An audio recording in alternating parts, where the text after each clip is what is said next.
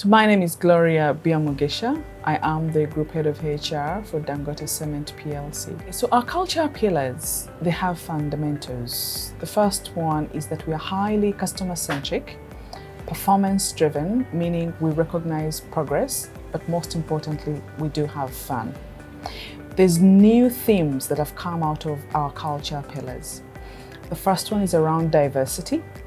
The second one is around sustainability. And of course, the third one, which sits into sustainability, is around succession planning, which is really business continuity.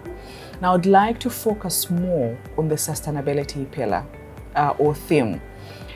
In sustainability, we're focusing more on the knowledge gap. The knowledge gap is something that has come out so critical recently, where we need to rethink, reconfigure, reinvent, and make sure we're transforming the organization. So all that forms our culture of the organization. So the reason we are promoting it is that people really need to know what our culture is. And the reason they need to know is because it defines who we are. It tells us our differences across the industry, and our differences actually become our competitive advantage. For instance, we're frugal, we're entrepreneurial, we're very, very conscious how we spend, but most importantly, we connect the dots. So if people get to know what we stand for, what keeps us together, it therefore defines our DNA, and our DNA is the benchmark or bedrock of our sustainability. We do communicate our culture pillars in different ways. The first one that is very crucial for us is what we reward and recognize for.